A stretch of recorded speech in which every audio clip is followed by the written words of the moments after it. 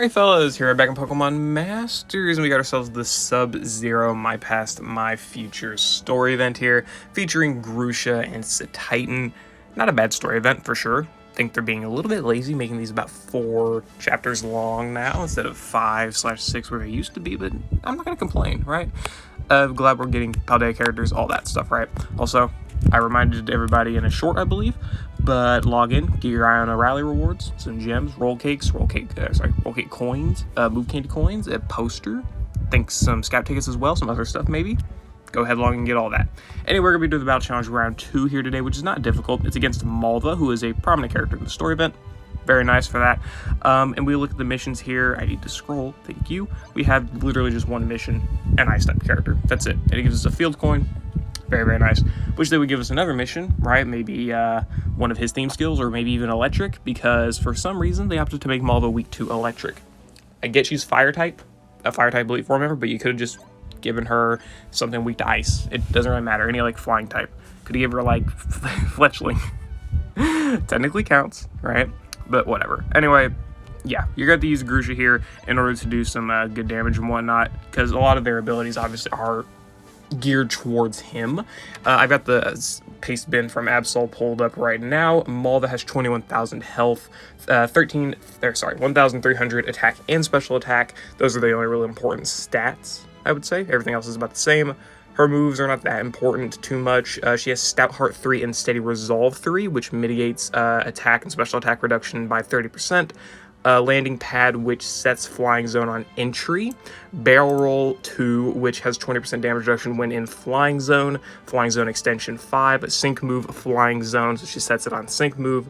Brain and Brawn Sync 5. Stand Fast 9. Flying Shift Ferocious Entry 2, which buffs both offensive stats by 2 on entry. Pinpoint Entry 1 for the entire team. And then Defense Crush 9. So really the only thing you have to worry about, and it gives you the hints here, debuff her attack and special attack, and watch out for Flying Zone and defense debuffing. Pretty much it. She uses physical moves, so you want to have a physically defensive character. They really don't have to, because Getsus is pretty much the greatest weakness to this stage, especially with the grid boost, which we are going to be using. He's able to debuff attack and special attack with Noble Roar, so it takes away all of her multipliers with Brain and Brawn Sync, as well as, of course, activating his own multipliers with Overpower and Pecking Order, and, of course, Glaciate helps activate his innate multiplier. That's all you need. Getsus is your go-to character to beat the stage. He will do great. All you have to bring other than that is someone for either damage if you need it, a support to help out Getsus, or whatever else, right? Getsus hit alone is able to really do a lot to destroy this stage. So let's go ahead, hop into the battle, and yeah, I'll explain a little bit more when we get in there. Alright, so actually hopping into the battle here, you don't really have to do too much, honestly. The battle's extremely straightforward and extremely easy. You do not need Sycamore's power boost, though it does help, because you do get that Team Sharp entry, or does he already have? No, he doesn't, which is able to help out with Kieran's special attack maxing, because that is definitely good.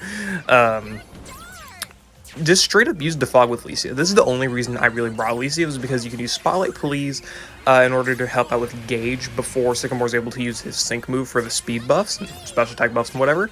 But you can use her Trainer move in order to have enemies target her, so that you can get the Revenge Boost 9 and just stray away from damage from Sycamore, though the damage really does not matter because he has Horn Leech, Heal Up, whatever. So really all you do with Licia, Defog. You don't have to even use the Trainer move, you can if you want. But then, other than that, just spam Moonblast or Twister. If you want to go for Twister for flinches, go for it. If you want to go for Moonblast for some small chip damage, go for it. Whatever works for you, it'll work out just fine. No real problem. You can use Sycamore's Sync move here, which of course I did. I would recommend using it even without the support EX. It's definitely going to be pretty impactful. But you do not have to have Adrenaline. I do have Adrenaline on my Sycamore, but you do not need it. Them syncing you does not matter as long as their attack is lowered in any regard. As long as it's lowered at all, you'll be just fine. There will be zero issue you'll really face. I'm pretty sure they actually use their Sync move on me here. I'm pretty sure, so hey, as you'll know, you'll be just fine. No real problem. I don't think anyway. We KO them with the combination of Glaciate and Twister, the size anyway, because once they're at -4 roughly in both offensive stats, you'll be fine to just go for Glaciates for the damage. There's no real issue there, and just go ahead and go for Kyurem, Getsus and Kyurem Sync move. again, just no issue. Sycamore and Licia both work as decent enough side DPS with their Moonblasts. I did forget, we did actually end up KOing them with the Moonblast too, so whoops.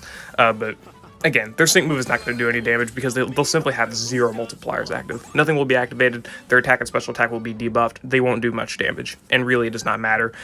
Even if Sycamore goes down, or just one character goes down, you'll be just fine. There's no real problem, and Licia having Endurance, 2 uses of Endurance, means if Sycamore does go down, you can have Licia as your targeted tank, and she can tank at least 2 attacks before going down, which should be more than enough time for Getsus to get his sync move in. Or his few Glaciates to KO the opponents, rather.